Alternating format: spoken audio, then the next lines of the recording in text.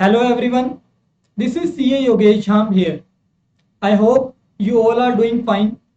Your exam preparations are going good. आपकी exam preparation को और बेटर बनाने के लिए मैंने आपके लिए तैयार की है एमसीक्यू बुकलेट के जो 30 केस सिनेरियोज हैं उनकी एक समरी। ये समरी की पीडीएफ आपको डिस्क्रिप्शन में मिल जाएगी। हम ये सारे पॉइंट्स को एक बार इस वीडियो के अंदर क्विकली गो थ्रू करेंगे। अगर आपके एग्जाम के अंदर इस केस सिनेरियो से रिलेटेड कोई सिमिलर केस सिनेरियो आता है तो आप उसको इजिली सोल्व कर सकें। चलिए स्टार्ट करते हैं। First point is related to section 149।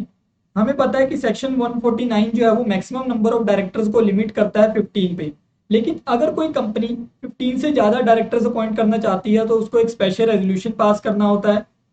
लेकिन जो गवर्नमेंट कंपनी है उसको इस प्रोविजन से एग्जाम्पशन दिया गया है कि वो जो बिना स्पेशल रेजोल्यूशन के कितने भी डायरेक्टर जो वो अपॉइंट कर सकती है। लेकिन ये जो एग्जाम्पशन गवर्नमेंट कंपनी को मिलेगी वो तभी मिलेगी अगर उसने 92 एंड 137 का डिफॉल्ट नहीं किया है। तो आपको याद रखना है कि अगर कोई कंपनी जो 15 से ज्यादा डायरेक्टर्स अपॉइंट कर रही है और अगर वो गवर्नमेंट कंपनी है तो उसको जो स्पेशल रेजोल्यूशन की जरूरत नहीं है।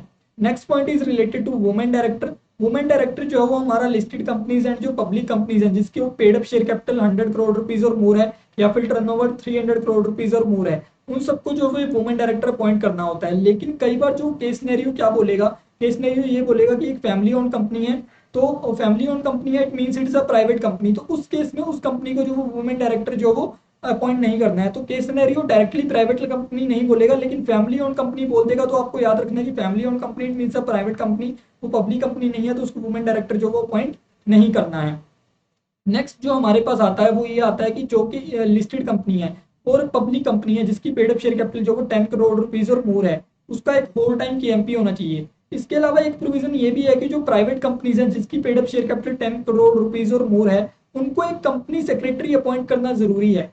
तो ये तो अलग अलग प्रोविजन हो गई। लेकिन अगर एमसीक्यू के अंदर ये पूछा गया है कि एक प्राइवेट कंपनी है के सिनेरियो के अंदर एक पब्लिक कंपनी है और एमसीक्यू आपसे पूछ रहा है कि इन दोनों कंपनीज के लिए कौन सा जो वो केएमपी होना जरूरी है, तो दोनों कंपनीज के अंदर कॉमन क्या है, दोनों के पास कॉमन क्या है कि कंपनी सेक्रेटरी होना जरूरी है। तो आपको जो आंसर देना है कि इन दोनों कंपनीज के पास कंपनी सेक्रेटरी होना जरूरी है। अगर कंपनी ने कोई भी लोन दिया है अपने किसी भी डायरेक्टर को और उस लोन की वो टर्म्स को अल्टर करना चाहती है तो उसके लिए जो वो कंपनी को एक स्पेशल रेजोल्यूशन पास करना होगा। जो एमडी डब्ल्यूटीडी मैनेजर है वो जो वो एक टाइम पर 5 इयर्स के लिए अपॉइंट हो सकते हैं। अगर आपको जो किसी केस सिनेरियो में बोला गया है कि ये कंपनी जो वो अपने एक एमडी को अपॉइंट करना चाहती है for a period of 10 years, तो आप बोलेंगे कि नहीं ये गलत है, मैक्सिमम जो वो 5 इयर्स के लिए ही अपॉइंट हो सकता है। उसके बाद नेक्स्ट प्रोविजन जो है वो हमारे पास वो सेक्शन 206 से रिलेटेड है। सेक्शन 206 के अंदर ये बोला गया है कि जो रजिस्ट्रार है वो पास्ट ऑफिसर जो है कंपनी के पास्ट डायरेक्टर जो हैं उनसे भी जो वो कोई भी इंफॉर्मेशन और एक्सप्लेनेशन जो वो मांग सकता है and they are bound to provide that information and explanation to the registrar. Next provision is related to section 207 and 217 जो कि ये बोलता है कि अगर कोई डायरेक्टर ने जो किसी इंस्पेक्टर की या फिर रजिस्ट्रार की इंस्ट्रक्शन को ओबे नहीं किया, यानी कि उन्होंने कोई इन्फॉर्मेशन एक्सप्लेनेशन वगैरह मांगी तो उनको उसने वो प्रोवाइड नहीं की या फिर उन्होंने जो वो उसको जो वो असिस्टेंट नहीं दी, तो वो जो वो वैकेट करना पड़ेगा उसको अपना ऑफिस और वो जो डिस्क्वालीफाई हो जाएगा to hold office of directors in other company also. Section 209 जो है वो हमारा जो वो डील करता है कि अगर कोई रजिस्ट्रार जो वो सर्च एंड सीजर करना चाहता है at the inspection and inquiry stage तो उसको अगर वो करना है तो वो स्पेशल कोर्ट की अप्रूवल लेनी होगी पहले। लेकिन अगर इन्वेस्टिगेशन स्टेज के ऊपर अगर कोई जो वो इंस्पेक्टर जो वो जाकर कहीं पर सर्च एंड सीज कर रहा है तो उसको जो वो कोई परमिशन की जरूरत नहीं है, वो खुद भी जा सकता है। जो भी रजिस्ट्रार जो वो डॉक्यूमेंट सीज करेगा वो जो उसको कंपनी को रिटर्न करने होंगे with in a period of 180 days. Company को रिटर्न करने हैं, किसी स्टैट्यूटरी अथॉरिटी को नहीं देने, सेंट्रल गवर्नमेंट को नहीं देने, ऐसे ऑप्शंस आपको केस सिनेरियो के अंदर मिल सकते हैं। लेकिन आपको क्या बोलना है कि उसको जो वो कंपनी की रिटर्न करने हैं विद इन 180 डेज। अगर उसको दोबारा चाहिए तो रजिस्टर जो वो अगेन जो वो डॉक्यूमेंट्स को जो वो मांग सकता है for a further period of 180 days. जब रजिस्ट्रार से रिपोर्ट मिलेगी इंस्पेक्शन इंक्वायरी की तो सीजी जो वो इन्वेस्टिगेशन ऑर्डर कर सकती है। यहाँ पर वर्ड यूज हुआ है मे, तो सीजी के लिए इन्वेस्टिगेशन ऑर्डर करना जरूरी नहीं है, it may order an investigation. Next provision is related to section 190। Section 190 ये बोलता है कि आपको जो वो जो एम्प्लॉयमेंट कॉन्ट्रैक्ट आपने अपने एमडी डब्ल्यूटीडी के साथ किया है वो आपको जो रजिस्टर्ड ऑफिस के ऊपर मेंटेन करके रखना होता है। अगर कॉन्ट्रैक्ट नहीं किया तो जो भी टर्म्स एंड कंडीशन है उनकी एम्प्लॉयमेंट की उसका जो एक रिटन मेमोरेंडम होना चाहिए। अगर ऐसा नहीं है तो ये मान लिया जाएगा कि आपने 190 का जो नॉन कंप्लायंस किया है। नेक्स्ट पॉइंट ये है वो जो 186 सेक्शन से रिलेट करता है, sorry it relates to section 180। यहाँ पर ये बोला गया कि अगर बोर्ड ऑफ डायरेक्टर जो कोई इन्वेस्टमेंट जो डिस्पोज ऑफ करना चाहते हैं तो उनको जो वो स्पेशल रेजोल्यूशन चाहिए होता है, कंपनी का अप्रूवल चाहिए होता है। अगर उनको जो कोई इन्वेस्टमेंट जो अंडरटेकिंग के अंदर है उसको डिस्पोज करना है तो कंपनी का स्पेशल रेजोल्यूशन जो है वो अप्रूवल चाहिए। लेकिन कई बार जो क्या होगा केस सिनेरियो के अंदर आपको दो ऑप्शन दिए जाएंगे कि अप्रूवल चाहिए स्पेशल रेजोल्यूशन से या फिर अप्रूवल चाहिए स्पेशल रेजोल्यूशन प्लस रजिस्ट्रार से। तो आपको सिर्फ और सिर्फ स्पेशल रेजोल्यूशन वाला ऑप्शन सेलेक्ट करना है, क्योंकि हमें किसी भी स्टैट्यूटरी अथॉरिटी का कोई भी अप्रूवल यहाँ पर नहीं चाहिए होता है। सेक्शन 184 जो वो डायरेक्टर्स को जो वो रिक्वायर करता है कि वो अपने जो वो इंटरेस्ट को डिस्क्लोज करें। तो कोई भी डायरेक्टर जो वो अगर कॉन्ट्रैक्ट के एंटर होने के टाइम पर तो इंटरेस्टेड नहीं था उस कॉन्ट्रैक्ट में, लेकिन बाद में इंटरेस्टेड हो रहा है, तो जब वो इंटरेस्टेड हो रहा है उसके बाद जो वो उसको जो वो डिस्क्लोज करना होगा, वो ये नहीं बोल सकता कि जब कॉन्ट्रैक्ट एंटर हुआ था तब तो मैं इंटरेस्टेड नहीं था एंड ऑल। उसको जो वो अपना जो वो इंटरेस्ट जो वो डिस्क्लोज करना होगा जब भी वो जो वो इंटरेस्टेड होगा।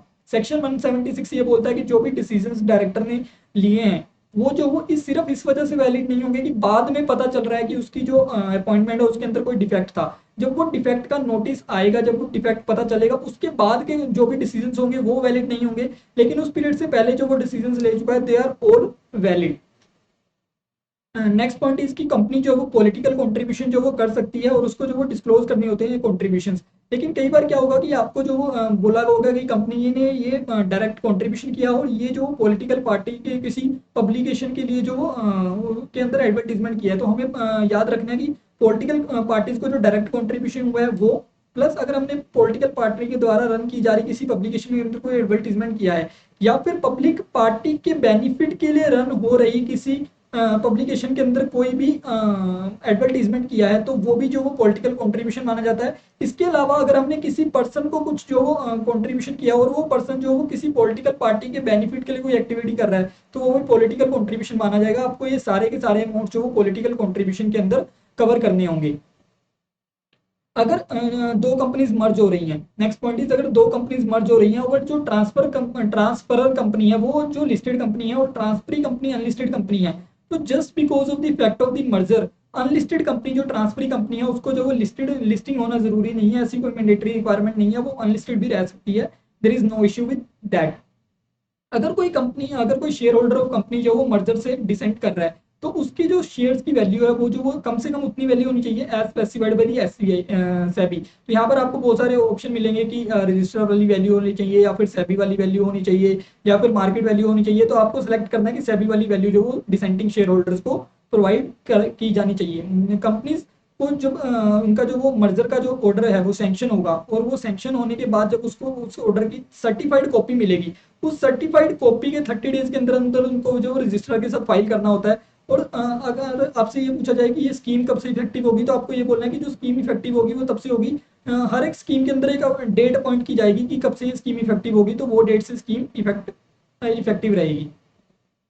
जब तक जो वो मर्जर की जो ये स्कीम है वो पूरी की पूरी कंप्लीट नहीं हो जाती तो कंपनी को जो वो रजिस्ट्रार को एक जो वो स्टेटमेंट फाइल करनी होती है सीएस या फिर कॉस्ट अकाउंटेंट से जो वो सर्टिफाई करवा के कि जो स्कीम है वो जो वो कंप्लाई हो रही है, यानी कि उसके अंदर जो कंडीशन दिए गए थे वो सारे कंप्लाई हो रहे हैं। यहाँ पर आपको एमसीक्यू के अंदर ऑप्शन दिए जाएंगे कि आपको ट्राइब्यूनल को फाइल करना है या फिर आपको रजिस्ट्रार को फाइल करना है। तो यहाँ पर आपको सिलेक्ट करना है रजिस्ट्रार को फाइल करना है, बाकी ऑप्शन के अंदर कोई भी डिफरेंस नहीं होगा, सिर्फ रजिस्ट्रार और ट्राइब्यूनल की बात हो रही होगी तो आपको रजिस्ट्रार वाला सिलेक्ट करना है। जो अमलगामेटेड कंपनी है उसके जो बुक्स एंड पेपर हैं वो जो आप डिस्पोज ऑफ कर सकते हो by obtaining prior approval of CG. इसके लिए जो आपको कोई भी 8 ईयर तक मेंटेन करने की कोई भी रिक्वायरमेंट नहीं होती, आपको जो वो याद रखना है। नेक्स्ट प्रोविजन जो हमारा है वो सेक्शन 162 से रिलेटेड है। सेक्शन 162 ये बोलता है कि आपको जो 2 और मोर डायरेक्टर्स को अगर अपॉइंट करना है तो उनके लिए आप सेपरेट रेजोल्यूशन पास करोगे, एक रेजोल्यूशन के अंदर आप 2 और मोर डायरेक्टर्स अपॉइंट नहीं कर सकते। लेकिन यहाँ पर एक एक्सेप्शन है कि अगर एक मोशन जो वो प्रपोज किया गया था मीटिंग के अंदर कि हम जो वो 2 और मोर डायरेक्टर को जो वो अपॉइंट करना चाहते हैं एक रेजोल्यूशन से, और उस मोशन के अगेंस्ट कोई भी जो वो वोट कास्ट नहीं हुआ, क्या बोला है कि उसके अगेंस्ट कोई वोट कास्ट नहीं हुआ, यानी कि अगर 10 मेंबर्स प्रेजेंट थे और 8 ने वोट किया और 2 ने वोट ही नहीं किया, तो अगर 8 ने सबने फेवर के अंदर वोट किया है तो इट्स फाइन। वो मोशन के बाद जो हम जो वो 2 और मोर डायरेक्टर को जो वो फिर एक सिंगल रेजोल्यूशन के अंदर भी पास कर सकते हैं, नो प्रॉब्लम विद दैट। जो रेजोल्यूशन है वो सिंपल मेजोरिटी के साथ ही पास होगा, लेकिन वो जो मोशन है उसके अगेंस्ट कोई भी वोट जो वो कास्ट नहीं होनी चाहिए। Next point is regarding to retirement by rotation. ये बोलता है कि अगर आर्टिकल जो प्रोवाइड करते हैं कि सारे के सारे डायरेक्टर ये रिटायर बाय रोटेशन है, तो अलग बात है। लेकिन अगर ऐसा नहीं है तो at least 2/3 of the total director जो वो रोटेशनल होने चाहिए, और उन 2/3 का 1/3 जो वो हर एक एजीएम के अंदर रिटायर हो जाना चाहिए। और अगर 1/3 जो वो फ्रैक्शन आएगी तो वो जो वो नियरेस्ट नंबर के ऊपर जो वो राउंड ऑफ होगी, यानी कि जो भी 1/3 का जो नियरेस्ट नंबर पे राउंड ऑफ हो जाएगा।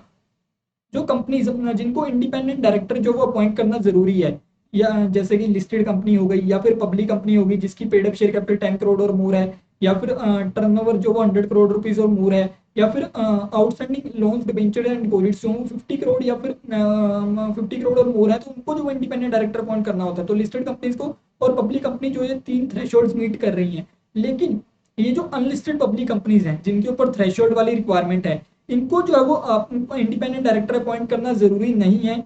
कब कब, अगर ये जॉइंट वेंचर कंपनी है, या फिर ये होली ओन सब्सिडरी है किसी और कंपनी की, और उस कंपनी ने जो वो इंडिपेंडेंट डायरेक्टर अपॉइंट कर रखा है, ठीक है, या फिर ये डोरमेंट कंपनी है, तो इस केस में जो आपको इंडिपेंडेंट डायरेक्टर अपॉइंट नहीं करना है। अगर कंपनी जो वो डायरेक्टर्स को अपॉइंट करना चाहती है अबव 15, ठीक है, तो मैंने आपको पहले भी बताया कि वो जो स्पेशल रेजोल्यूशन पास करके कर सकती है। लेकिन अगर कंपनी का जो आर्टिकल्स है वो जो 15 से नीचे की कोई लिमिट बताता है, तो उस आर्टिकल्स को अमेंड करने के लिए भी आपको जो वो एक स्पेशल रेजोल्यूशन अलग से पास करना होगा अंडर सेक्शन 114। ठीक है, उसके बाद जो हमने अभी बात की कि 2/3 ऑफ द डायरेक्टर जो वो रोटेशनल डायरेक्टर्स होने चाहिए, तो 2/3 के लिए टोटल नंबर ऑफ डायरेक्टर जो हम लेते हैं, टोटल नंबर ऑफ डायरेक्टर के अंदर independent director, small share holder director, nominee director, additional director and proportional representation वाले डायरेक्टर जो वो नहीं आएंगे। सिर्फ और सिर्फ वो डायरेक्टर्स आएंगे जो जनरल मीटिंग के अंदर अपॉइंट होते हैं। ठीक है, एडिशनल डायरेक्टर बोर्ड अपॉइंट करता है, प्रोपोर्शनल रिप्रेजेंटेशन वाले का अलग प्रोविजन है। ठीक है, इंडिपेंडेंट डायरेक्टर और एसएसटी वैसे इंक्लूडेड नहीं होते टोटल नंबर ऑफ डायरेक्टर्स के अंदर, क्योंकि उनके ऊपर जो रोटेशन अप्लाई नहीं होती। और नॉमिनी डायरेक्टर किसी पर्सन के बिहाफ पे हमारे बोर्ड के अंदर आया है तो उसके ऊपर भी रोटेशन अप्लाई नहीं होती। नेक्स्ट पॉइंट जो वो हमारा कोरम से रिलेटेड है, कोरम ऑफ बोर्ड मीटिंग कितना होता है, 1/3 ऑफ द डायरेक्टर्स और 2 विच एवर इज हायर। और ऑडिट कमेटी का कोरम कितना रहता है, 1/3 और 2 members whichever is higher. लेकिन यहाँ पर कम से कम 2 इंडिपेंडेंट डायरेक्टर जरूर प्रेजेंट होने चाहिए। तो वी कैन से कि जो बोर्ड मीटिंग है और जो ऑडिट कमेटी है उनकी मीटिंग्स के लिए कोरम तो सेम है, लेकिन यहाँ पर बोर्ड ऑडिट कमेटी की मीटिंग के अंदर कम से कम 2 इंडिपेंडेंट डायरेक्टर जो वो प्रेजेंट होने चाहिए। जो अगर वुमेन डायरेक्टर के ऑफिस के अंदर कोई भी वैकेंसी आती है तो that shall be filled within a period of 3 months और next board meeting whichever is later. तो 3 महीने या फिर नेक्स्ट बोर्ड मीटिंग जब भी होगी विच एवर इज लेटर है, तब तक वुमेन डायरेक्टर के ऑफिस के अंदर जो वैकेंसी आएगी वो फिल हो जानी चाहिए। अगर कंपनी के अंदर कोई एमडी, डब्ल्यूटीडी या फिर मैनेजर नहीं है, तो वो अपने जो बाकी डायरेक्टर्स है तो वो जो वो उन डायरेक्टर को 3% ऑफ द नेट प्रॉफिट की जो वो रेम्युनरेशन जो वो पे कर सकती है। तो अगर जो एमडीडब्ल्यूटीडी होता है किसी कंपनी के अंदर, तो फिर 1% ऑफ द डायरेक्टर ही 1% ऑफ द नेट प्रॉफिट्स ही हम पे कर सकते हैं। लेकिन अगर एमडीडब्ल्यूटीडी नहीं है तो 3% ऑफ द नेट प्रॉफिट्स पे कर सकते हैं। ऑडिट कमेटी के अंदर कम से कम जो 3 डायरेक्टर्स होने चाहिए, एंड उसमें जो मेजोरिटी है वो जो इंडिपेंडेंट डायरेक्टर होने चाहिए। ऑडिट कमेटी की कॉम्पोजिशन है कम से कम 3 डायरेक्टर्स होंगे एंड मेजोरिटी ऑफ देम जो वो इंडिपेंडेंट होंगे। अब स्मॉल शेयर होल्डर क्या होता है, small share holder mean small share holder जो कि होल्ड कर रहा है shares of the nominal value of up to ₹20,000। यहाँ पर आपको याद रखना कि नॉमिनल वैल्यू की बात हुई है, मार्केट वैल्यू की बात नहीं हुई। और small share holder director appoint करने के लिए कितने स्मॉल शेयर होल्डर्स को अप्लाई करना होगा, तो हमारे पास यहाँ पर नंबर बताया गया कि 1000 स्मॉल शेयर होल्डर्स या फिर 1/10 of such share holder in number. यानी कि अगर 5000 total share small share holder हैं तो 1/10 कितना हो गया 500, विच एवर इज लोअर 1000 और 500 विच एवर इज लोअर, तो वो जो वो अप्लाई कर सकते हैं, यानी कि यहाँ पर 500 अप्लाई करेंगे। ठीक है, उसके बाद यहाँ पर हमें बोला गया कि कंपनी जो वो कंट्रीब्यूट कर सकती है कोई भी अमाउंट टू पॉलिटिकल पार्टीज, ये मैं आपको पहले भी बता चुका हूँ। लेकिन यहाँ पर पॉइंट क्या है कि जो गवर्नमेंट कंपनी है या फिर ऐसी कंपनी है जो कि एग्जिस्टेंस में 3 साल से कम के लिए, अभी उसको बने को 3 साल नहीं हुए, तो वो जो वो कभी भी पॉलिटिकल पार्टी को कंट्रीब्यूट नहीं कर सकती। Government company and a company which is in existence for less than 3 years it can not contribute. अब पर्सन जो कि एसएसडी के लिए अपॉइंट हुआ है is not mandatorily required to hold any shares of the company. आपको याद रखना है एसएसडी जो अपॉइंट हो रहा है जरूरी नहीं है कि उसके पास कंपनी के शेयर होने चाहिए। SSD mean small share holder director. अगर कोई कंपनी, ये एक ऐसी एमसीक्यू था एक सिनेरियो के अंदर कि ये कंपनी है उसके नाम के अंदर इंडिया इंक्लूडेड है, तो अगर वो अपने नाम के अंदर ब्रिटिश इंडिया इंक्लूड करना चाहती है तो क्या उसके लिए कोई मिनिमम ऑथराइज कैपिटल क्या प्रोविजन है, तो हम बोलेंगे कि नहीं, ऐसा कोई प्रोविजन नहीं है। वो अपने नाम के अंदर कुछ भी जो वो ऐड कर सकती है subject to the provision of naming, जो हमने इंटर के टाइम पर पढ़े थे। अगर किसी डायरेक्टर को जो वो कोई एक्सेस रेम्युनरेशन चली गई है 197 के अंदर जो रेम्युनरेशन बताई जाती है, अगर उससे एक्सेस चली गई है तो कोई भी कंपनी जो वो उस एक्सेस रेम्युनरेशन की रिकवरी को वेव ऑफ नहीं करेगी until a special resolution is passed. And वो स्पेशल रेजोल्यूशन कितने टाइम के अंदर पास होना चाहिए? Within 2 years from the date the sums become refundable. तो ये जो वो बिना स्पेशल रेजोल्यूशन के हम जो वो वेव ऑफ नहीं कर सकते। जो भी एनसीईआरटी को अगर कोई कॉम्प्रोमाइज के लिए कोई भी जो वो एप्लीकेशन फाइल की जा रही है कंपनी के द्वारा, ठीक है, कोई क्रेडिटर के साथ कॉम्प्रोमाइज होना है या मेंबर्स के साथ कॉम्प्रोमाइज होना है, उसकी जो एप्लीकेशन अगर फाइल की गई है एनसीईआरटी को, तो उसके अंदर ऑडिटर की एक रिपोर्ट होना जरूरी है। Must include an auditors report की जो कंपनी के फंड रिक्वायरमेंट्स हैं after the corporate debt restructuring, तो वो जो है वो कंफर्म करेंगे लिक्विडिटी टेस्ट को। और ऑडिटर जो वो ये किस बेस के ऊपर सर्टिफाई करेगा? Auditor will certify this on the basis of जो उसको जो एस्टिमेट प्रोवाइड किए गए हैं कंपनी के द्वारा यहाँ पर। ठीक है, उसके बाद अगला पॉइंट जो है वो यहाँ पर वो है नोटिस से रिलेटेड कि जो नोटिस सेंड किया जाएगा क्रेडिटर्स को या फिर अदर पर्सन को जो भी इस कॉम्प्रोमाइज से रिलेटेड है, उनको जो नोटिस सेंड किया जाएगा उसके अंदर जो वो उनको बताया जाएगा कि वो जो वो अपना वोट जो वो कास्ट कर सकते हैं with in 1 month of the receipt of notice, चाहे वो थ्रू देमसेल्व्स करें या फिर प्रोक्सीज से करें या फिर पोस्टल बैलेट के थ्रू करें। यानी कि यहाँ पर पॉइंट ये है कि कम से कम 1 month का जो वो नोटिस जो वो उनको जो वो सर्व होना चाहिए। जो भी ऑब्जेक्शन अगर कोई पर्सन जो वो ऑब्जेक्शन करने जाता है किसी कॉम्प्रोमाइज के ऊपर या फिर जो अरेंजमेंट के ऊपर, तो वो जो वो उन्हीं पर्सन के द्वारा की जा सकती है जो कि होल्ड कर रहे हैं not less than 10% of the share holding. अगर मेंबर्स जो वो ऑब्जेक्ट कर रहे हैं तो they shall be holding at least 10% of the share holding. और अगर जो वो कोई क्रेडिटर जो वो ऑब्जेक्शन रेज कर रहा है तो उसका जो आउटस्टैंडिंग डेट है वो जो टोटल डेट का कम से कम 5% होना चाहिए, तो ही वो जो वो ऑब्जेक्शन रेज कर सकता है। जब जो वो कॉम्प्रोमाइज जो वो कंसीडर होगा तो एक नोटिस जो वो भेजा जाता है सारे के सारे सेक्टोरल रेगुलेटर्स को कि अगर आपको कोई ऑब्जेक्शन है इस कॉम्प्रोमाइज से रिलेटेड तो वो आप बता सकते हो, और उनको जो वो अपनी रिप्रेजेंटेशन देनी होती हैं with in a period of 30 days। Next is कि कोई भी कॉम्प्रोमाइज और अरेंजमेंट जो वो ट्राइब्यूनल जो वो सैंक्शन नहीं करेगा जब तक कि एक ऑडिटर की जो वो स्टेटमेंट नहीं फाइल होती, रिपोर्ट नहीं फाइल होती कि जो अकाउंटिंग ट्रीटमेंट जो प्रपोज किया गया उस स्कीम के अंदर, यानी कि कोई स्कीम जो वो ट्राइब्यूनल को बोली गई कि आप पास कर दो, उस स्कीम के अंदर अगर कोई अकाउंटिंग ट्रीटमेंट प्रपोज किया गया तो अगर वो अकाउंटिंग ट्रीटमेंट जो वो अकाउंटिंग स्टैंडर्ड्स के अकॉर्डिंग है, ये ऑडिटर जो वो लिख कर देगा तो ही जो वो ट्राइब्यूनल जो वो उस को जो वो सैंक्शन करेगा। लेकिन आपको क्या होगा कि कई बार जो वो क्वेश्चन जो वो ये बोल देगा कि सर्टिफिकेट जो स्टैट्यूटरी ऑडिटर से चाहिए। ऑप्शन क्या होंगे कि सर्टिफिकेट स्टैट्यूटरी ऑडिटर से चाहिए या फिर सर्टिफिकेट जो वो किसी भी चार्टर्ड अकाउंटेंट से चाहिए। तो आपको यहाँ पर सिलेक्ट करना है कि आपको सर्टिफिकेट जो वो सिर्फ और सिर्फ स्टैट्यूटरी ऑडिटर से चाहिए, किसी भी सीए का सर्टिफिकेट जो वो इस केस के अंदर नहीं चलेगा। जब हमें जो एक स्टेटमेंट देनी थी रजिस्ट्रार को कि जो कंप्लायंस हो रहा है स्कीम का, वो जो वो किसी भी सीए सीएस पोस्ट अकाउंटेंट से हो सकती थी, लेकिन ये जो अकाउंटिंग स्टैंडर्ड से रिलेटेड जो आपको जो वो एक रिपोर्ट देनी है वो सिर्फ और सिर्फ स्टैट्यूटरी ऑडिटर ही देंगे कंपनी के। ये आपको जो पॉइंट याद रखना है। If the tribunal is satisfied कि कॉम्प्रोमाइज जो वो सेटिस्फैक्टरीली जो वो इंप्लीमेंट नहीं हो सकता या फिर नहीं हो पा रहा, तो वो जो वो winding up of the company के लिए भी ऑर्डर्स कर सकती है। उसके बाद हमारे पास आता है सेक्शन 149 का जो सबसेक्शन 6 है, वो जो है एलिजिबिलिटी प्रोवाइड करता है फॉर इंडिपेंडेंट डायरेक्टर्स। तो यहाँ पर वन ऑफ द एलिजिबिलिटी ये है कि अगर कोई पर्सन जो वो मैनेजरियल पर्सनल जा रहा है या फिर कंपनी की इंप्लॉयमेंट के अंदर रहा है with in the period of 3 years, 3 financial years, तो वो जो है एलिजिबल नहीं होगा। किस किस की इंप्लॉयमेंट के अंदर रहा है? कंपनी की, होल्डिंग की, सब्सिडरी की और एसोसिएट की। मैनेजरियल पोजीशन पर या फिर नॉर्मल इंप्लॉय भी रहा है तो वो जो पिछले 3 सालों के अंदर, तो वो जो इंडिपेंडेंट डायरेक्टर अपॉइंट नहीं हो सकता। जो नेक्स्ट पॉइंट है वो सेक्शन 197 से रिलेटेड है। ये वो ये बोलता है कि सिटिंग फीस जो है वो पेबल टू इंडिपेंडेंट डायरेक्टर, वो जो है वो बाकी डायरेक्टर से कम नहीं हो सकती। वुमेन डायरेक्टर के लिए भी सिमिलर प्रोविजन है कि जो वुमेन डायरेक्टर है उसको जो सिटिंग फीस पे होगी वो भी जो वो बाकी डायरेक्टर्स के मुकाबले कम नहीं हो सकती। कोई भेदभाव नहीं चलेगा भाई। In case the company wants to buy back its shares, तो अगर जो वो कंपनी जो अपने शेयर्स को बाय बैक करना चाहती है और उसके आर्टिकल्स के अंदर कोई भी बाय बैक से रिलेटेड प्रोविजन नहीं है, तो कंपनी को पहले अपने आर्टिकल्स अल्टर करने होंगे तो ही वो जो बाय बैक को प्रोसीड कर सकती है। जो हमने पहले भी देखा कि जो ऑडिट कमेटी के अंदर मेजोरिटी ऑफ द डायरेक्टर्स हैं वो जो वो इंडिपेंडेंट होने चाहिए। तो अगर जो वो क्वेश्चन ये बोलता है कि आपकी एक ऑडिट कमेटी है, केस सिनेरियो के अंदर लिखा गया कि आपकी ऑडिट कमेटी है, ऑडिट कमेटी के अंदर ना 2 नॉन इंडिपेंडेंट डायरेक्टर्स हैं, तो क्वेश्चन आपसे पूछेगा कि मिनिमम कितने इंडिपेंडेंट डायरेक्टर होने चाहिए इस ऑडिट कमेटी के अंदर। तो क्योंकि 2 नॉन इंडिपेंडेंट डायरेक्टर हैं और मेजोरिटी इंडिपेंडेंट होनी चाहिए, तो 2 से तो ज्यादा ही इंडिपेंडेंट डायरेक्टर्स होने चाहिए, तो हम बोलेंगे कि कम से कम 3 डायरेक्टर जो वो यहाँ पर इंडिपेंडेंट होने चाहिए, तो ही ऑडिट कमेटी जो वो वैलिड मानी जाएगी। उसके बाद यहाँ पर नेक्स्ट प्रोविजन जो है कि जो बायबैक अगर आपने किया है तो बायबैक के बाद जो आपकी रेशियो है, किसकी ratio, secured and unsecured debts and paid up capital and free reserve ratio, इस ये जो वो 2:1 होनी चाहिए, यानी कि आपकी जो सिक्योर्ड एंड अनसिक्योर्ड डेट्स हैं वो paid up capital and free reserves के 2 गुना से ज्यादा नहीं हो सकते।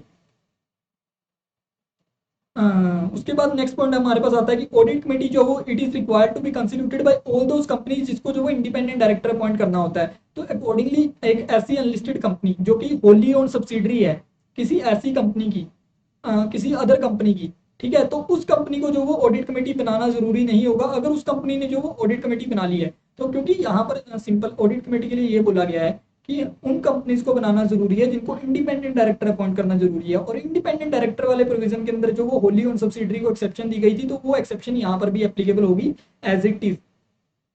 अनलिस्टेड कंपनी जो वो डिसकंटिन्यू कर सकता है to constitute the audit committee अगर वो जो वो थ्रेशोल्ड्स को मीट नहीं करता for a period of 3 consecutive years. तो एक अनलिस्टेड कंपनी जो वो डिसकंटिन्यू कर सकता है to constitute the audit committee if it does not meet the threshold for 3 consecutive years. जो 10 करोड़ 100 करोड़ वाले जो थ्रेशोल्ड है अगर पिछले 3 साल से जो वो फुलफिल नहीं हो रहे तो वो डिसकंटिन्यू कर सकते हैं ऑडिट कमेटी बनाना।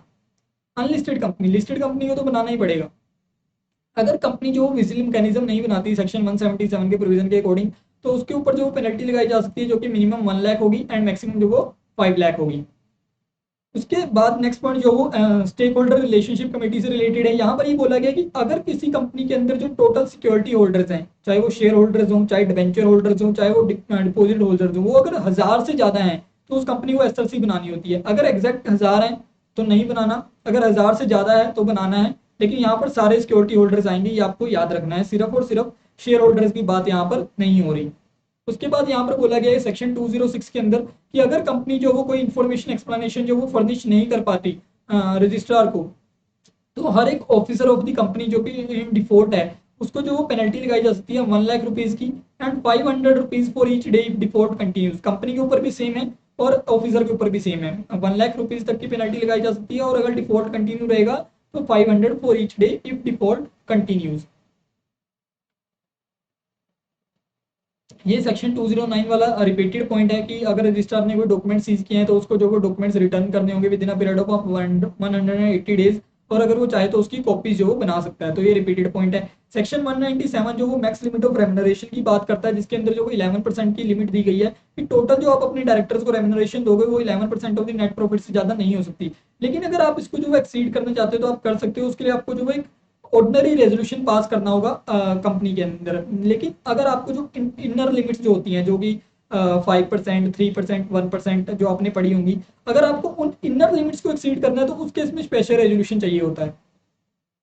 सेक्शन 206 जो वो रजिस्टर को एम्पावर करता है कि वो जो वो इन्फॉर्मेशन एक्सप्लेनेशन मांग सकता है एक्स डायरेक्टर एक्स ऑफिसर से भी, और they are bound to provide it, ये हमने पहले भी जो डिस्कस किया है। उसके बाद सेक्शन 212 बोलता है कि जब इन्वेस्टिगेशन जो वो पेंडिंग है किसी और एजेंसी के पास, किसी और अथॉरिटी के पास, लेकिन वो मैटर जो वो सीरियस फ्रॉड इन्वेस्टिगेशन ऑफिसर के पास अगर आ गया है तो जो वो इन्वेस्टिगेशन जो किसी और अथॉरिटी के पास थी वो जो वो होल्ड हो जाएगी और उसमें जो भी डॉक्यूमेंट्स वगैरह जो रेलिवेंट डॉक्यूमेंट्स होंगे वो जो वो एसएफआईओ को दे देगा इसकी इन्वेस्टिगेशन के पर्पज के लिए। उसके बाद नेक्स्ट पॉइंट है हमारा इनएक्टिव कंपनी से रिलेटेड। कंपनी जो वो इनएक्टिव कंपनी तभी क्लासीफाई होगी अगर वो जो वो कैरी नहीं कर रही कोई भी बिजनेस और ऑपरेशन, अगर वो जो वो पिछले 2 साल के अंदर वो जो वो कोई बिजनेस और ऑपरेशन कैरी नहीं कर रही, या फिर उसने कोई सिग्निफिकेंट अकाउंटिंग ट्रांजेक्शन नहीं किया पिछले 2 साल के अंदर, या फिर जो वो उसने जो वो financial statement and annual return जो वो पिछले 2 सालों के फाइल नहीं की है। यहाँ पर और कंडीशन है इन तीनों मैटर के अंदर, अगर ये तीनों में से कुछ भी हो रहा है तो यहाँ पर जो वो इनएक्टिव कंपनी जो वो बोल दिया जाएगा उसको। अगर कोई डोरमेंट कंपनी है, वो डोरमेंट कंपनी जो वो अब एक्टिव कंपनी अगर स्टेटस जो वो लेना चाहती है तो उसको जो वो फॉर्म MSC 4 फाइल करना होता है। ये आप एक बार याद कर लीजिएगा, हो सकता है कि सिमिलर क्वेश्चन जो वो आपके एग्जाम में आ जाए। तो एक पब्लिक कंपनी जो है वो उसके अंदर जो वो मिनिमम 3 डायरेक्टर्स होते हैं, इसके लिए कोई भी एक्सेप्शन नहीं है। अगर वो पब्लिक कंपनी डोरमेंट कंपनी भी है तो भी उसको जो वो 3 डायरेक्टर्स अपॉइंट करने ही होंगे।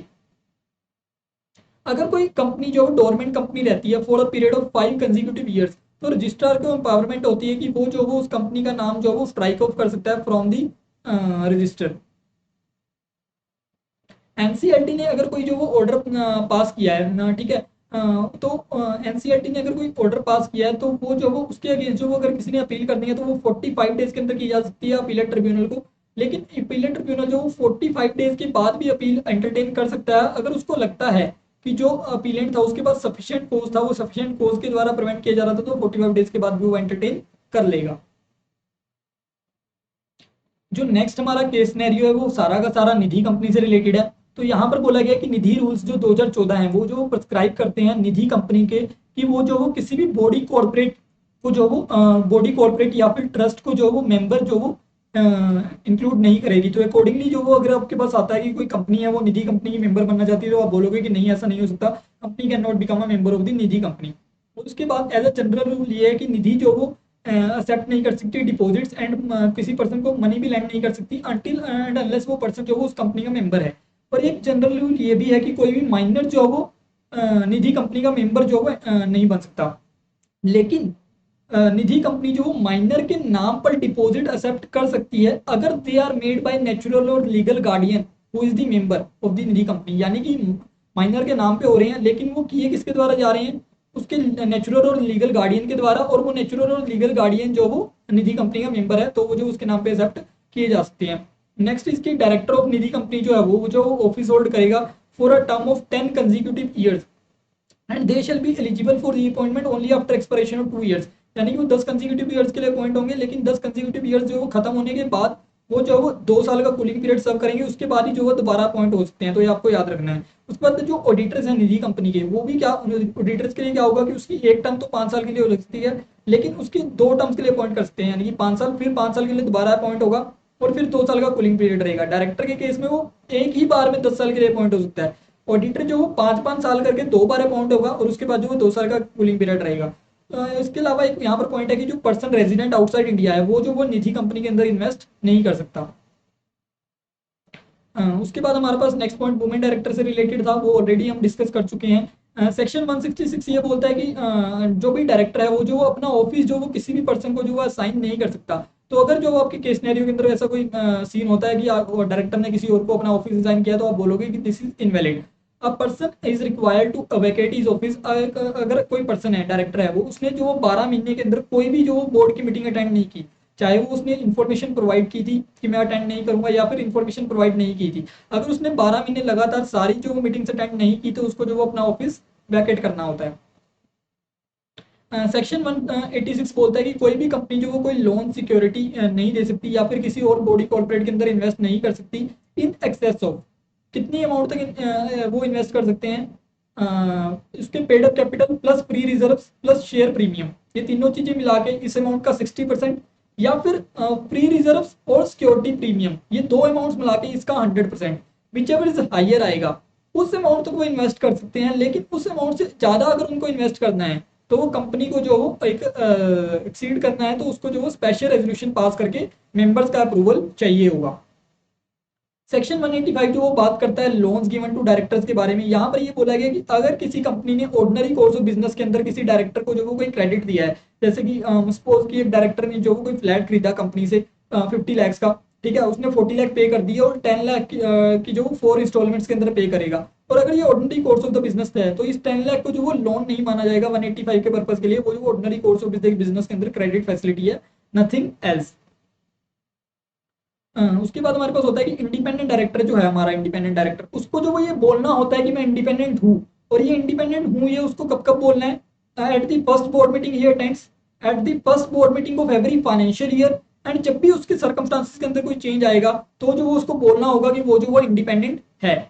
डायरेक्टर्स बियॉन्ड 15 ये हम ऑलरेडी डिस्कस कर चुके हैं। एसएसडी अपॉइंट करने के लिए कितने स्मॉल शेयर होल्डर को अपॉइंट करना होता है ये भी हम ऑलरेडी डिस्कस कर चुके हैं। यहाँ पर एक न्यू चीज ये है कि जो नोटिस है वो जो 14 डेज बिफोर द मीटिंग देना होगा। यानी कि अगर कोई भी स्मॉल शेयर होल्डर जो वो एसएसडी को अपॉइंट करना चाहते हैं तो उन्हें कम से कम 14 दिन का नोटिस देना होगा मीटिंग कॉल करने के लिए। ठीक है, जो मैक्सिमम सिटिंग फीस है वो सेक्शन 197 के प्रोविजन के अकॉर्डिंग ₹1,00,000 है, ये आपको याद रखना है।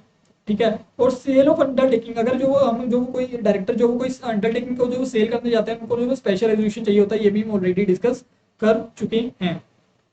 Next is section 165। सेक्शन 165 जो हमारा प्रिस्क्राइब करता है मैक्सिमम नंबर ऑफ कंपनीज जिसके अंदर जो एक पर्सन जो डायरेक्टर हो सकता है। तो वो वहां पर बोला गया कि पर्सन जो 20 कंपनीज के अंदर डायरेक्टर हो सकता है इंक्लूडिंग दी अल्टरनेट डायरेक्टरशिप। और इन 20 कंपनीज में से जो 10 से ज्यादा जो पब्लिक कंपनीज नहीं हो सकती। और अगर कोई पब्लिक कंपनी की सब्सिडरी है और होल्डिंग भी है। यहाँ पर याद रखिएगा कि अगर कोई पब्लिक कंपनी की होल्डिंग कंपनी भी है तो वो भी जो वो पब्लिक कंपनी की लिमिट के अंदर जो वो काउंट होगी। लेकिन जो 20 की लिमिट है उसके अंदर जो वो डोरमेंट कंपनी जो वो कभी भी काउंट नहीं होगी, और सेक्शन 8 कंपनी भी काउंट नहीं होगी अगर उस सेक्शन 8 कंपनी ने जो वो कोई भी डिफॉल्ट नहीं किया है सेक्शन 137 का एंड 92 का। लेकिन अगर उसने ये डिफॉल्ट कर रखा है तो सेक्शन 8 कंपनी जो वो 20 की लिमिट के अंदर काउंट होगी। सेक्शन 202 जो वो प्रोवाइड करता है for compensation in case of loss of office. अगर एमडी डब्ल्यूटीडी मैनेजर का जो वो कोई ऑफिस लॉस हुआ है तो वो जो सेक्शन 202 जो उस केस में कंपनसेशन प्रोवाइड करता है। लेकिन कुछ केसेस में उसके अंदर बताया कि कंपनसेशन नहीं मिलेगी। कब नहीं मिलेगी? अगर जो वो अमलगामेशन वगैरह की वजह से जो वो उसका ऑफिस जो वो जा रहा है और उसको जो वो न्यू कंपनी के अंदर जो पोजीशन ऑफर की गई है और उसने नहीं ली तो वहां पर कोई कंपनसेशन नहीं मिलेगी। अगर कंपनी जो वो वाउंड अप हो रही है due to the fraud and negligence of डिफ डायरेक्टर तो भी जो वो कंपनसेशन नहीं मिलेगी। अगर वो खुद रिजाइन करके जा रहा है तो भी कंपनसेशन नहीं मिलेगी। अगर 167 के अंदर उसका जो वो ऑफिस जो वेकेट हो रहा है तो भी कंपनसेशन नहीं मिलेगी। अगर जो है वो उसने कोई ऐसा काम किया है जिसकी वजह से जो वो उसको जो वो ऑफिस जो वो छीना जा रहा है तो भी जो वो कंपनसेशन नहीं मिलेगी। तो ये सारे केसेस हैं जिसके अंदर जो वो कंपनसेशन नहीं मिलती है। सेक्शन 234 जो प्रोवाइड करता है for merger of Indian companies with foreign corporates body corporates. तो यहाँ पर बॉडी कॉर्पोरेट के अंदर क्योंकि एलएलपी भी कवर होती है तो एक फॉरेन एलएलपी और एक इंडियन कंपनी का भी जो मर्जर जो है वो हो सकता है। उसके अंदर कोई भी इशू नहीं है सेक्शन 234 के according. For approval of arrangement including merger, याद रखिएगा कि जब भी जो अरेंजमेंट जो वो अप्रूव होगा, यानी कि ये जो मर्जर है, कॉम्प्रोमाइज है, अरेंजमेंट है, ये जब भी अप्रूव होगा तो जो अप्रूवल चाहिए हमें वो पता है कैसे चाहिए? Majority of the share holders in number, यानी कि जो आपके इन नंबर जो majority of the share holders जो प्रेजेंट है मीटिंग के अंदर उनकी मेजोरिटी होनी चाहिए, ठीक है, इन नंबर। और ये जो मेजोरिटी है वो जो है एटलीस्ट 3/4 ऑफ दी वैल्यू को भी रिप्रेजेंट कर रही हो। यानी कि जो पर्सन वोट कर रहे हैं वो जो वो 51% ने अगर फेवर के अंदर वोट किया है तो ये 51% जो है वो टोटल जो इन्होंने वोट किया है उनकी 75% ऑफ दी वैल्यू को अगर रिप्रेजेंट कर रहे हैं तो ही जो वो उसको अप्रूव माना जाएगा। तो इससे रिलेटेड काफी क्वेश्चन आपके केस सिनेरियो के अंदर ये दोनों लिमिट्स जो आपको याद रखनी है तो ही आप जो ये क्वेश्चन जो वो सोल्व कर पाओगे। In case take over offer जो मेंबर्स एंड ट्रांसफरर कंपनी के वो जो वो ट्राइब्यूनल को जो वो रिड्यूसल ऑफ देयर ग्रीवियंसेस के लिए जो फाइल नहीं कर सकते, ये आपको याद रखना है। उसके बाद केस सिनेरियो 17 के अंदर क्या था कि जो पहला क्वेश्चन था वो जनरल कैलकुलेशन बेस्ड क्वेश्चन था, उसके अंदर कोई भी प्रोविजन एप्लीकेबल नहीं हो रहा था। जो सेकंड क्वेश्चन था वो अप्रूवल ऑफ अरेंजमेंट से रिलेटेड था, जो मैंने अभी लिमिट देखी 51% जो कि रिप्रेजेंट कर रही हो यानी कि majority majority doesn't mean 51%, majority means अब मोर देन 50%। वो मोर देन 50% जो कितने को रिप्रेजेंट कर रहे हैं 75% ऑफ द वैल्यू, यानी कि 3/4 ऑफ द वैल्यू को रिप्रेजेंट कर रहे हैं कम से कम, तो ही उसको जो है अप्रूव माना जाएगा। और इस केस सिनेरियो के जो बाकी के 3 क्वेश्चन थे वो इसी अप्रूवल वाले पॉइंट से रिलेटेड थे। उसके अंदर इन्होंने ये पूछा था कि कितनी वैल्यू के शेयर्स होने चाहिए तो अप्रूव माना जाएगा, कितने मेंबर्स ने जो वोट करना चाहिए तो अप्रूव माना जाएगा। तो वो क्वेश्चन तभी सोल्व होंगे अगर आपको वो लिमिट याद रहेगी, तो वो लिमिट याद रखना बहुत जरूरी है। केस सिनेरियो 18 के अंदर जनरल कैलकुलेशन बेस्ड क्वेश्चन थे पहले दो।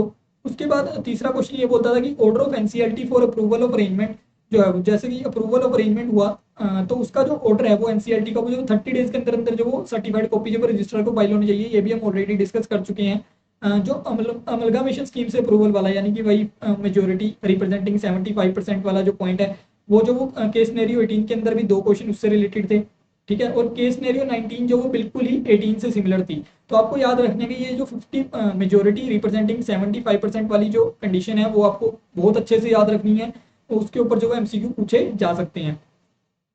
केस सिनेरियो 20 के अंदर जनरल क्वेश्चन थे दो, for identifying the transferor and transferee company, उसके अंदर कोई भी जो वो आपको प्रोविजन की एप्लीकेबिलिटी नहीं हो रही थी। तीसरा क्वेश्चन भी जनरल क्वेश्चन था रिगार्डिंग दी परचेज कंसिडरेशन, ठीक है। उसके बाद स्कीम एज एक पॉइंट हम ऑलरेडी डिस्कस कर चुके हैं कि स्कीम जो वो इफेक्टिव होती है from the date appointed in that scheme, उस डेट से जो वो स्कीम जो वो हमारी इफेक्टिव होती है। अगर जो वो कोई कंपनी जो वो ट्रांसफर कर रही है अपने कुछ divisions to other company, when a company transfer some of its divisions to other company, तो ये जो कंपनी ट्रांसफर कंपनी है वो डिसॉल्व नहीं होगी क्योंकि उसने अपना कुछ डिवीजन ही ट्रांसफर किया है, वो कंपनी जो वो अभी भी अपना बिजनेस कर रही है। केस सिनेरियो जो 21 है वो सारे का सारा सिमिलर था केस सिनेरियो 20 से, तो वो मैं रिपीट नहीं करूंगा। केस सिनेरियो 22 के अंदर हमें क्या पॉइंट्स मिले वो आपको बता देता हूँ कि फॉरेन कंपनी जब भी इंडिया के अंदर कोई अपना प्लेस ऑफ बिजनेस एस्टेब्लिश कर रही है तो उसको विद इन 30 डेज जो वो कुछ डॉक्यूमेंट जो वो फाइल करने होते हैं, उसके लिए जो उसको जो फॉर्म फाइल करना होता है वो आप याद रखिएगा, फॉर्म FC1, ये आप ऐसे याद रख सकते हैं कि वो उसने अभी अभी प्लेस ऑफ बिजनेस एस्टेब्लिश किया है, तो यानी कि वो अपनी पहली फाइलिंग कर रही है, तो 1 आपको वहां से आ गया। और FC is nothing foreign companies, तो FC1 जो वो आपको याद रखना है। अगर फॉरेन कंपनी जो है ये डिलीवर नहीं कर सकती रिक्वायर्ड डॉक्यूमेंट्स, तो उसके ऊपर जो वो मिनिमम फाइन जो लगेगा वो लगेगा 1 लाख, एंड मैक्सिमम फाइन जो वो 3 लाख तक का लग सकता है। और अगर डिफॉल्ट कंटिन्यू रहता है तो हर एक दिन के लिए उनको जो वो 50,000 तक का फाइन जो वो लगाया जा सकता है। अगर कोई भी अल्ट्रेशन होती है इन डॉक्यूमेंट्स में, जो डॉक्यूमेंट्स फाइल किए गए हैं, तो फॉरेन कंपनी को जो वो FC2 फॉर्म फाइल करना है with in 30 days of such alteration. इसके अलावा अगला पॉइंट जो था वो फेमा से रिलेटेड था। यहाँ पर क्या था कि एक रेजिडेंट पर्सन जो है वो रेमिट कर सकता है up to USD 2.5 under the liberalise remittance scheme. यहाँ पर आपको याद रखना है कि ये सिर्फ और सिर्फ रेजिडेंट पर्सन के लिए ये लिमिट दी गई है। और यहाँ पर आपको क्वेश्चन पता है कैसे पूछा जाएगा, क्वेश्चन आपको पूछा जाएगा कि कोई पर्सन है वो जो अपने बेटे को, जो बेटा बाहर पढ़ रहा है, या फिर किसी को जो बाहर पैसा भेजना चाहता है, ठीक है, 1 लाख USD, तो वो जो वो कैसे भेज सकता है। उसमें ऑप्शन होंगे कि वो जो वो इंस्टॉलमेंट्स में भेज सकता है या फिर ऑल। तो आप बोलोगे कि वो 1 लाख जो वो इकट्ठा भेज सकता है क्योंकि वो 2.5 तक की लिमिट के अंदर है, तो that is not a issue. पैमा के अंदर अगर पर्सन को जो वो पर्सन रेजिडेंट इन इंडिया तब ट्रीट करते हैं अगर वो इंडिया के अंदर रहता है for more than 182 days during the preceding financial year. लेकिन यहाँ पर जो वो कोई भी पर्सन जो वो इंक्लूड नहीं होगा। अगर जो वो कोई पर्सन जो वो 182 डेज के लिए तो इंडिया में तो था, लेकिन वो ड्यूरिंग द ईयर जो वो इंडिया से बाहर चला गया for the purpose of employment या फिर बिजनेस और वोकेशन या फिर एनी अदर पर्पज जो कि ये इंडिकेट कर रही है कि his intention to stay outside India for uncertain period, तो उसको जो वो person resident in India count हम नहीं करेंगे। Okay, next is section 202। Section 202 आपको पता है कि कंपनसेशन से डील करता है of the loss of office of MD WTD manager.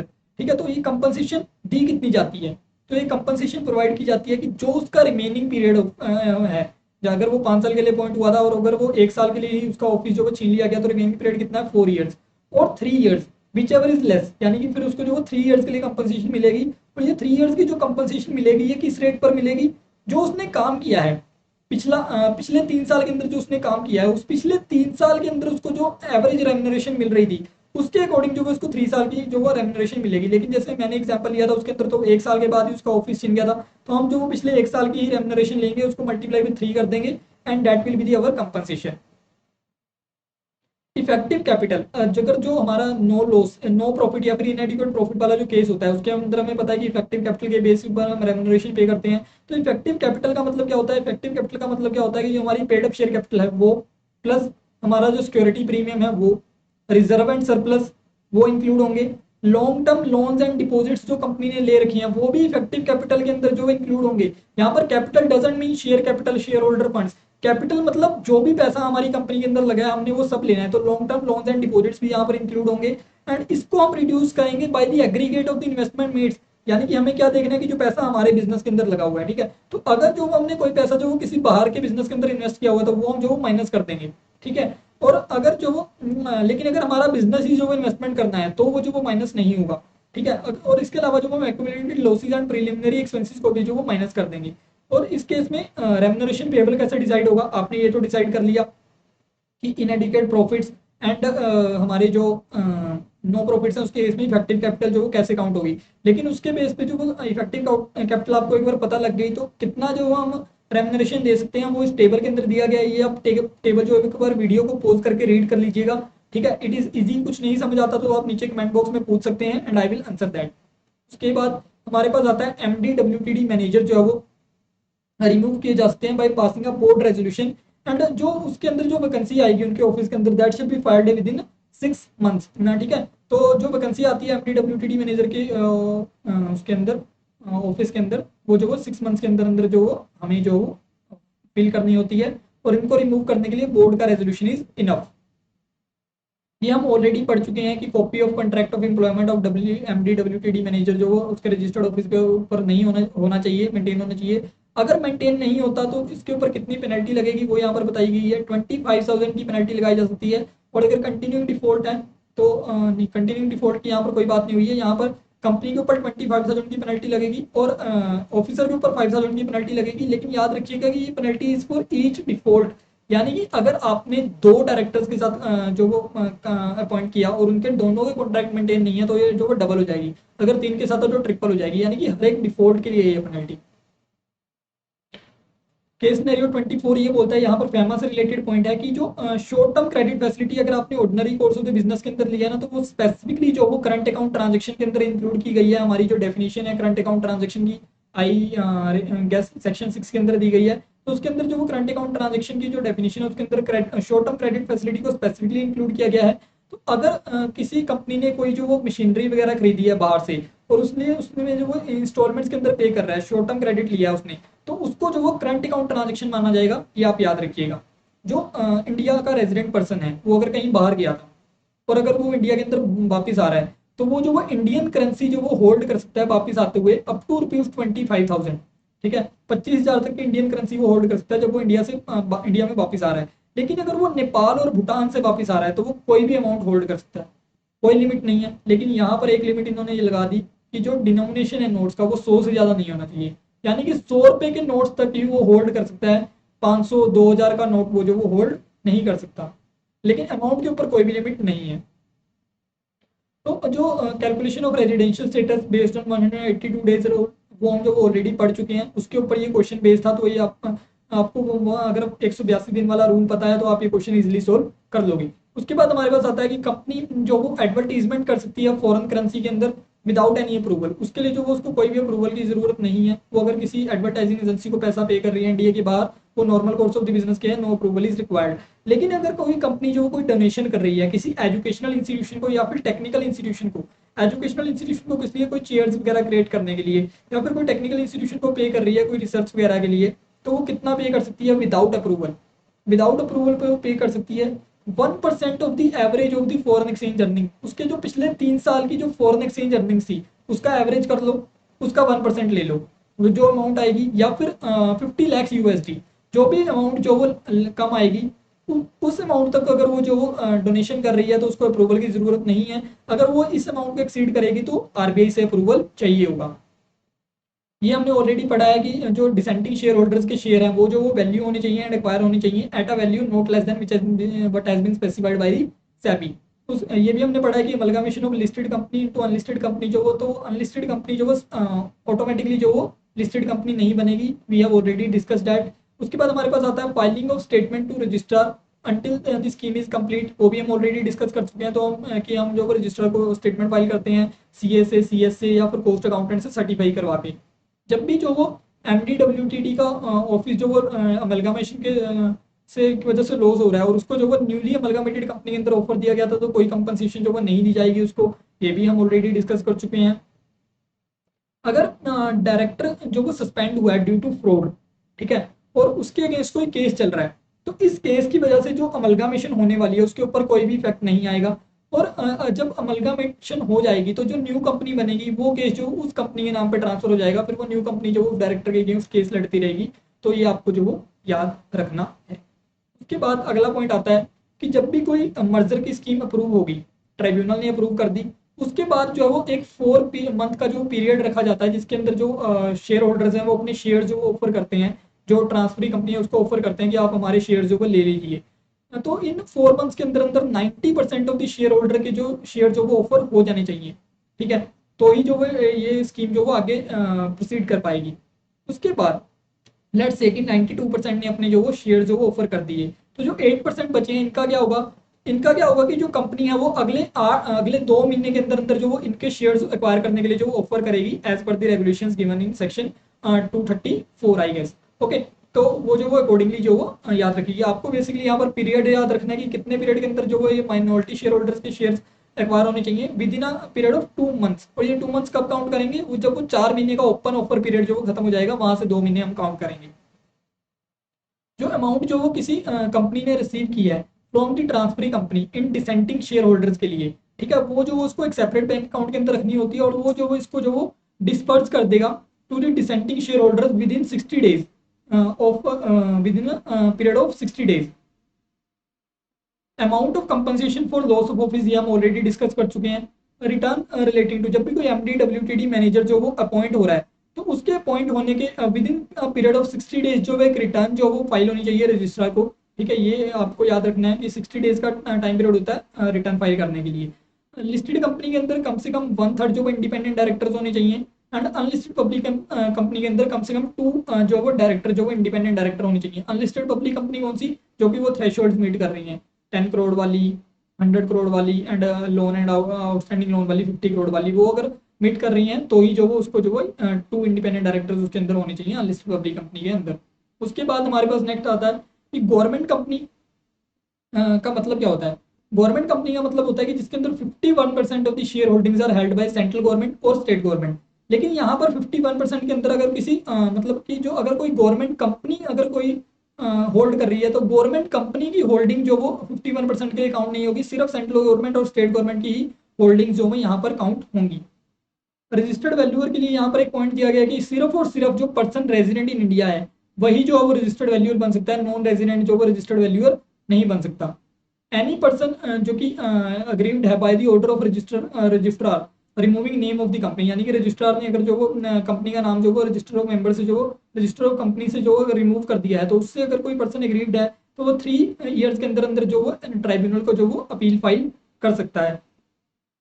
इसके अलावा जो डिसोल्यूशन होता है कंपनी का सेक्शन 248 के अंदर, यानी कि जब कंपनी का नाम जो वो रिमूव हो रहा है रजिस्टर ऑफ कंपनी से, उसके बाद जो कंपनी का डिसोल्यूशन होगा उसकी वजह से जो वो कुछ चीज़ें अफेक्ट नहीं होती, यानी कि अगर कंपनी ने किसी से पैसा लेना है तो वो पैसा जो रिलाइज होगा, और अगर किसी को जो कोई पैसा पे करना है तो वो लाइबिलिटीज भी जो वो उसको अपनी फुलफिल करनी पड़ेंगी, just because of the dissolution वो खत्म नहीं हो जाएंगी। कंपनी जो वो खुद भी जो वो रिमूवल ऑफ नेम के लिए फाइल कर सकती है, लेकिन उसके लिए उसको पहले अपनी सारी लाइबिलिटीज को खत्म करना पड़ेगा after extinguishing all it's liabilities and by passing a special resolution, या फिर स्पेशल रेजोल्यूशन पास करेगी, या फिर जो उसके 75% जो मेंबर्स जो कि वोटिंग पावर के टर्म्स में जो 75% मेंबर्स हैं उनकी कंसेंट लेकर भी जो वो उसको जो वो फाइल कर सकती है।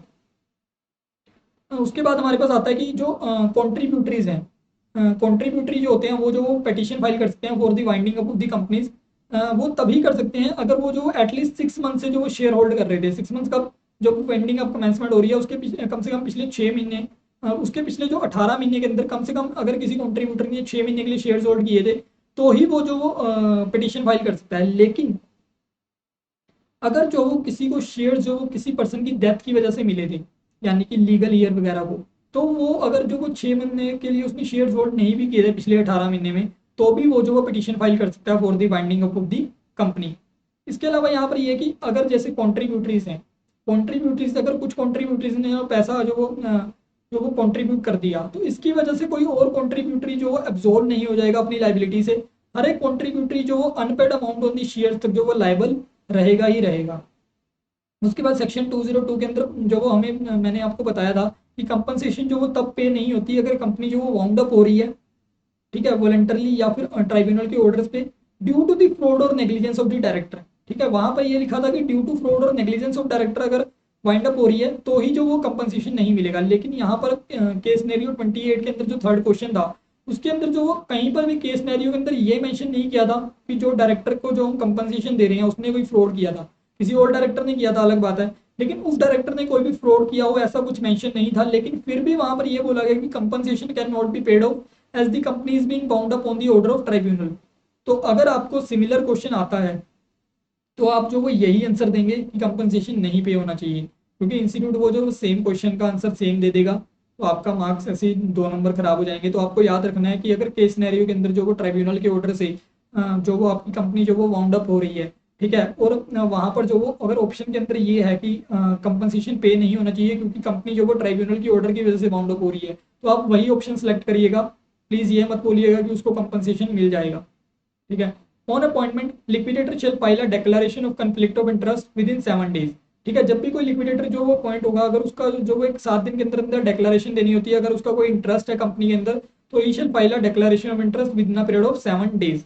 अगर जो वो जब भी ट्राइब्यूनल जो वो प्रोविजनल लिक्विडेटर अपॉइंट करेगा तो उसका जो वो इंटीमेशन जो वो रजिस्ट्रार को भी जाएगा, तो रजिस्ट्रार जो उसके पास रिकॉर्ड्स हैं कंपनी से रिलेटेड उन रिकॉर्ड्स के अंदर जो वो ये मेंशन करेगा कि इस कंपनी की जो वो इस कंपनी के रिगार्डिंग जो वो रजिस्ट्रार ने सॉरी ट्राइब्यूनल ने जो वो लिक्विडेटर अपॉइंट कर दिया है इस कंपनी से रिलेटेड, और वो जो अपने रिकॉर्ड्स में इसको मेंशन कर लेगा और ऑफिशियल गैजेट के अंदर भी मेंशन करवा देगा। उसके बाद हमारे पास आता है कि जो प्रिवेंशन ऑफ ऑपरेशन की जो एप्लीकेशन है वो जो वो कितने मेंबर्स फाइल कर सकते हैं, वो जो वो 100 मेंबर्स फाइल कर सकते हैं या फिर 1/10 of the total voting power को जो रिप्रेजेंट कर सकते हैं वो फाइल कर सकते हैं, या फिर 1/10 of the total numbers of members, इन तीनों में से जो भी कम है वो जो वो application for prevention of operation जो वो फाइल कर सकता है।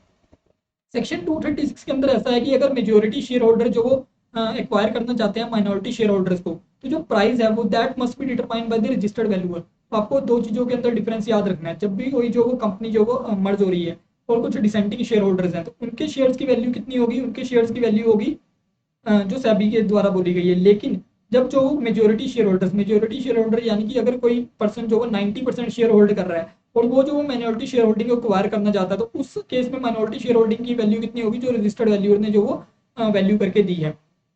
अगर माइनॉरिटी शेयर होल्डर जो एग्री नहीं कर रही अपने शेयर सेल करने के लिए, तो कोई भी उनके ऊपर जो वो कंपलसेशन नहीं है, वो उनके लिए ऑप्शन होता है अपना शेयर को सेल करना। और इस वजह से जो मेजोरिटी शेयर होल्डर उनके जो वो शेयर्स कैंसिल नहीं कर सकते, और अगर ऐसा किया जाता है उनके द्वारा शेयर कैंसिल किए जाते हैं, तो फिर वो जो वो ऑपरेशन वाला जो वो हम जो वो प्रिवेंशन ऑफ ऑपरेशन वाली जो एप्लीकेशन जो वो माइनॉरिटी शेयर होल्डर जो वो डाल सकते हैं। उसके बाद यहाँ पर सेक्शन 221 से रिलेटेड एक पॉइंट है जो कि फ्रीजिंग ऑफ एसेट से डील करता है। तो यहाँ पर ये बताया गया कि अगर कोई क्रेडिटर जो है वो उसके पास जो वो 1 लाख आउटस्टैंडिंग है अगेंस्ट दी कंपनी, यानी कि उस कंपनी से 1 लाख या फिर उससे ज्यादा पैसे लेने हैं, तो ही वो जो वो फ्रीजिंग ऑफ एसेट्स के लिए जो वो ट्राइब्यूनल को जो वो फाइल कर सकता है एप्लीकेशन। अगर उसको लगता है कि ये जो वो एसेट्स वगैरह रिमूव कर देंगे और उसकी वजह से जो वो उसका नुकसान हो जाएगा या पब्लिक इंटरेस्ट में नहीं एसेट्स रिमूव करना, तो वो ट्राइब्यूनल को जो वो फाइल कर सकता है application for the application for freezing of assets, कोई भी क्रेडिटर सिक्योर्ड हो या फिर अनसिक्योर्ड, अगर वो 1 लाख से ज्यादा की अमाउंट जो वो आउटस्टैंडिंग है उसके लिए। एज पर सेक्शन 218 यहाँ पर ये बोला गया प्रोटेक्शन ऑफ एम्प्लॉइज प्रोवाइड करता है ये कि अगर कोई इन्वेस्टिगेशन पेंडिंग है अगेंस्ट दी कंपनी, और अगर वो कंपनी जो वो अपने किसी इंप्लॉई के अगेंस्ट कोई भी एक्शन लेना चाहती है, तो एक्शन लेने से पहले उसको जो वो ट्राइब्यूनल की परमिशन लेनी पड़ेगी। ऐसे कोई भी एक्शन जो वो किसी भी इंप्लॉई के साथ अगेंस्ट जो वो नहीं लिया जा सकता। एक्शन मीन्स कि उसको निकालना या उसकी जो वो सैलरी कम करना या फिर डिसमिस करना, सस्पेंड करना एंड ऑल दिस। सेक्शन 186 यहाँ पर प्रिस्क्राइब करता है कि for making investment by the company, सारे के सारे जो मेंबर्स प्रेजेंट हैं बोर्ड मीटिंग के अंदर, वो जो है वो सॉरी, सारे के सारे जो डायरेक्टर्स प्रेजेंट हैं, यहाँ पर मैंने मेंबर्स लिख दिया गलती से, सारे के सारे जो डायरेक्टर्स प्रेजेंट है बोर्ड मीटिंग के अंदर, उनको जो वो फेवर के अंदर जो वो वोट करना है, तो ही जो वो कोई भी इन्वेस्टमेंट की जा सकती है एज पर सेक्शन 186।